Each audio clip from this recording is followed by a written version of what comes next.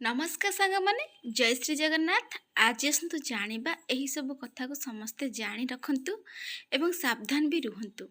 समय सरी आसुछि, निज स्वप्न हरांतु नहीं, सावधान रुहंतु। जो मन आज आपण पाखरे अछंती काली न थाई पारंती, सेमानंको आपण प्रेम प्रकाश करंतु, सतर्क रुहंतु। छोट छोट कथारे समय नष्ट करंतु नहीं, सतर्क रुहंतु। जो मानक आपण अंध भाव विश्वास करुले से माने आपण को परित्याग करदेवे, सेप्रति सावधान रुहंतु। प्रत्येक हस सत्य नुहे, आखि पढ़ा शिखंतु एवं सावधान रुहंतु। संपर्क भांगिबार कौन संकेत नहीं, सेप्रति सावधान रुहंतु। समस्तों पाई आपण हृदय खोली दियंतु नहीं, नचेत आपण आघात पाइबे, सेप्रति सावधान रुहंतु। जे चली जाइछि ताको धरिबाकू दौड़ंतु नहीं, सेप्रति सावधान रुहंतु। देखा देखाइबा दुनिया रे फसी जांतु नहीं, सेप्रति सावधान रुहंतु। नीरवता बहुत किछि करे, ताको बुझंतु, सेप्रति सावधान रुहंतु। क्रोध क्षणिक पाई किंतु अनुताप जीवन सारा होई थाए, सेप्रति सावधान रुहंतु। क्रोधित हुअंतु नहीं। अन्य को खुशी करिबारे निजको हजाय दियंतु नहीं, सेप्रति सावधान रुहंतु।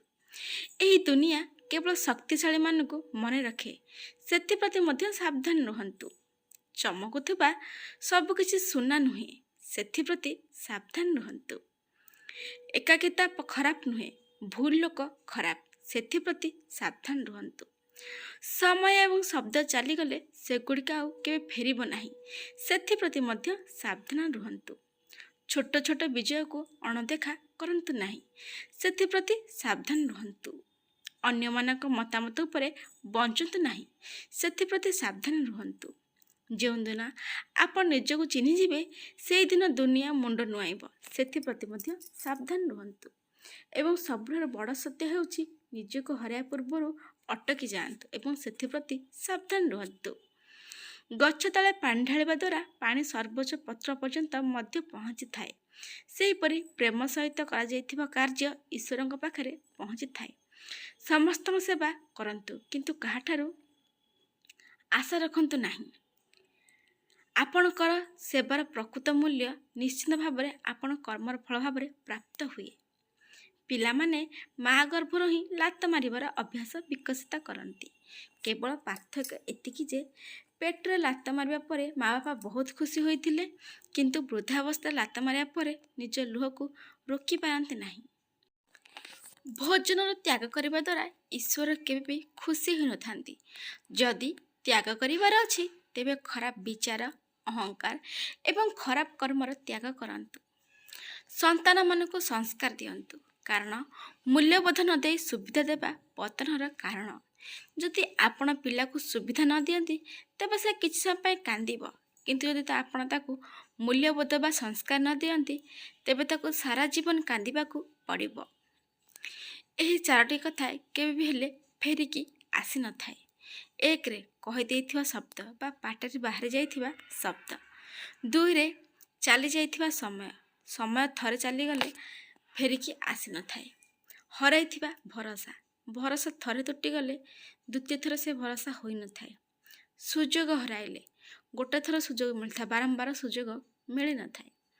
मन रखंतु, समस्ते बंधु नुहंती, किछि लोक केवल सुजोगर फायदा उठांती। ए कथा को मन रखि थांतु। प्रत्येक हस सत्य नुहे, किछि हस पछरे विष मध्य लुचिकी रही थाए। एही कथा भी मन रखंतु।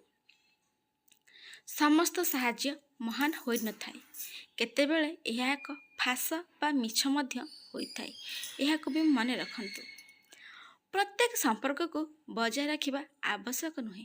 जदि यह बोझ होई जाए तेबे यह को छाड़ी दियंतु। यह को मध्य मन रखंतु। जो संपर्क बोझ हो जाए ताको छाड़ी दियंतु।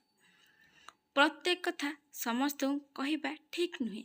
किछि कथा निज हृदय भितरे रखिबा भल होई थाए।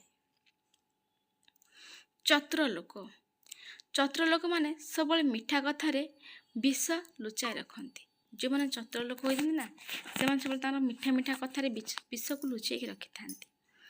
ସେମାନେ ଆଗରେ ହସି ପଛରୁ ଆକ୍ରମଣ କରନ୍ତି। ଚତୁର ଲୋକମାନେ ବିଶ୍ୱାସକୁ ଏକ ଅସ୍ତ୍ର ଭାବରେ ବ୍ୟବହାର କରନ୍ତି। ବିଶ୍ୱାସ ଆଗ ଧରନ୍ତି, ବିଶ୍ୱାସ ଜତେଇ ଦିଅନ୍ତି, ତାପରେ ତାକୁ ଅସ୍ତ୍ର ଭାବରେ ବ୍ୟବହାର କରନ୍ତି। ସେମାନଙ୍କ କଥା ଶୁଣିବାକୁ ମଧୁର, କିନ୍ତୁ ସେମାନଙ୍କ ଉଦ୍ଦେଶ୍ୟ ବିଷାକ୍ତ ହୋଇଥାଏ। ବୁଦ୍ଧିମାନ ଲୋକମାନେ ସମ୍ପର୍କ ବଜାୟ ରଖନ୍ତି ନାହିଁ ବା ସେଗୁଡ଼ିକୁ ବ୍ୟବହାର କରନ୍ତି। ସେମାନଙ୍କର ବୁଦ୍ଧି ବହୁତ ଥାଏ, କିନ୍ତୁ କେବେ ବି ହୃଦୟ ନଥାଏ। ଚତୁର ଲୋକମାନେ ବନ୍ଧୁତାରେ ମଧ୍ୟ ଲାଭ ଖୋଜନ୍ତି। ଏଇଭଳି ଲୋକମାନେ ବନ୍ଧୁତାରେ ମଧ୍ୟ ଲାଭକୁ ଖୋଜନ୍ତି, ତାଙ୍କର ଫାଇଦା ଖୋଜନ୍ତି। ସମସ୍ତଙ୍କ କଥା ଶୁଣନ୍ତୁ ନାହିଁ। ଯଦି ଆପଣ ସମସ୍ତଙ୍କ କଥା ଶୁଣୁଛନ୍ତି, ତେବେ ଆପଣ ନିଜର ସ୍ୱର ହରାଇବେ। ସମସ୍ତଙ୍କ କଥା ଆପଣ ଶୁଣିବେ, ଆପଣଙ୍କ ସ୍ୱର କିଏ ଶୁଣିବ? ତେଣୁକରି ଆପଣ ସମସ୍ତଙ୍କ କଥା ଶୁଣନ୍ତୁ ନାହିଁ। ଦୁନିଆ ଆପଣଙ୍କୁ ବଦଳାଇବାକୁ ଚାହୁଁଛି, କିନ୍ତୁ ନିଜକୁ ନୁହେଁ। ଲୋକମାନେ କେବଳ ତାଙ୍କ ମନରେ ଯାହା ଭାବନ୍ତି ତାହା କହିବେ, କିନ୍ତୁ ଆପଣ ତାଠାରୁ ଅଧିକ, ସେଇଟା ମନେ ରଖନ୍ତୁ। ଯେ ନିଜେ ନିଜର ପଥ ଚାହେଁ ନାହିଁ, ସେ ଅନ୍ୟମାନଙ୍କ ରାସ୍ତାରେ ବୁଲୁଛି। ଏଇଟା ହେଉଛି ତ ସତ୍ୟ କଥା। ସମସ୍ତ ପରାମର୍ଶ ସଠିକ୍ ହୋଇନଥାଏ, କିଛି କେବଳ ଭୟରେ ପରିପୂର୍ଣ୍ଣ। ସତ କଥା, ସମସ୍ତଙ୍କ ପରାମର୍ଶ ସଠିକ୍ ହୋଇନଥାଏ। ସମସ୍ତଙ୍କ କଥା ଶୁଣି ଶୁଣି ଆପଣ ମଧ୍ୟ କେତେବେଳେ ଥକି ପଡ଼ିବେ, ସେଇଟା ଜାଣିପାରିବେ ନାହିଁ। ଆପଣ ସମସ୍ତଙ୍କ କଥା ଶୁଣି ଶୁଣି ଦିନେ ଦିନେ ନିଜେ ବି ଥକି ପଡ଼ିବେ। ସମସ୍ତଙ୍କ ମତାମତ ଗୁରୁତ୍ୱପୂର୍ଣ୍ଣ ନୁହେଁ, କିନ୍ତୁ ଆପଣଙ୍କ ନିଜସ୍ୱ ସତ୍ୟ ବହୁତ ଗୁରୁତ୍ୱପୂର୍ଣ୍ଣ। ନିଜର ସତ୍ୟ କଥାଟା ବହୁତ ଗୁରୁତ୍ୱପୂର୍ଣ୍ଣ। ଯେଉଁମାନେ ସମସ୍ତଙ୍କ କଥା ଶୁଣନ୍ତି, ସେମାନେ କେବେ ନିଜ ସହିତ କଥା ହୋଇପାରନ୍ତି ନାହିଁ। କାହିଁକି ନା ସେମାନେ ସବୁବେଳେ ଅନ୍ୟ କଥା ହିଁ ଶୁଣିଲେ। ନିଜ ସହିତ କେତେବେଳେ କଥା ହେବେ, ନିଜ କଥା କେତେବେଳେ ଭାବିବେ। ଯାହାକୁ ହରାଇବାକୁ ପଡ଼ିବ ତାକୁ ଛାଡ଼ି ଦିଅନ୍ତୁ, ଏବଂ ଯାହା ଆପଣଙ୍କ ଶାନ୍ତି ହରଣ କରେ ତାକୁ କେବେ ବି ହେଲେ ଗ୍ରହଣ କରନ୍ତୁ ନାହିଁ। ମନର ଭିଡ଼କୁ ଶାନ୍ତି କରିବା ପାଇଁ ଏକାନ୍ତ ନିହାତି ଜରୁରୀ। ଆପଣଙ୍କ ଚିନ୍ତାଧାରାର ବୋଝକୁ ହାଲୁକା କରନ୍ତୁ, ଆପଣଙ୍କ ହୃଦୟ ଶାନ୍ତି ଅନୁଭବ କରିବ। କେବେ କେବେ ହାର ମାନିନେବା ହିଁ ଶାନ୍ତି ପାଇଁ ଜରୁରୀ ହୋଇଥାଏ। ବେଳେବେଳେ ଛାଡ଼ କ'ଣ ମିଳୁଛି, ଏଇ ଜିନିଷର ଗୋଟେ ହାର ମାନିନେବା ହିଁ ଶାନ୍ତି ପାଇଁ ଜରୁରୀ ହୋଇଥାଏ। ଜୀବନରେ ଯେତେ ଜିନିଷ ହେଲେ ବି ଆଗ ଶାନ୍ତିଟା ନିହାତି ଜରୁରୀ। ଆପଣଙ୍କ ପ୍ରିୟଜନଙ୍କ ଅପେକ୍ଷା ନିଜ ପ୍ରତି ଅଧିକ ସତ୍ୟ ହୁଅନ୍ତୁ। ଶାନ୍ତି ସେତେବେଳେ ମିଳିଥାଏ ଯେତେବେଳେ ଆମେ ଅନ୍ୟକୁ ଦୋଷ ଦେବା ଛାଡ଼ି ଦେଇଥାଉ। ପ୍ରତ୍ୟେକ ଦିନର ଆରମ୍ଭ କୃତଜ୍ଞତା ସହିତ କରନ୍ତୁ, ମନ ଶାନ୍ତି ରହିବ। ଆପଣଙ୍କ ଭିତରର ଦୁନିଆକୁ ରକ୍ଷା କରନ୍ତୁ, ବାହ୍ୟ ଅଶାନ୍ତି ଆପଣଙ୍କୁ ହଲାଇ ପାରିବ ନାହିଁ। ଏମିତି ନୂଆ ନୂଆ ଭିଡ଼ିଓ ଦେଖିବା ପାଇଁ ସାଙ୍ଗମାନେ ଚ୍ୟାନେଲକୁ ସବସ୍କ୍ରାଇବ୍ କରିଦିଅନ୍ତୁ, ଲାଇକ୍ କମେଣ୍ଟ ସେୟାର ବି କରନ୍ତୁ। ସମ୍ପୂର୍ଣ୍ଣ ଭିଡ଼ିଓ ଦେଖିଥିବାରୁ ଆପଣଙ୍କୁ ବହୁତ ବହୁତ ଧନ୍ୟବାଦ। ଆଜି ପାଇଁ ରହୁଛି ସାଙ୍ଗମାନେ, ଜୟ ଶ୍ରୀ ଜଗନ୍ନାଥ।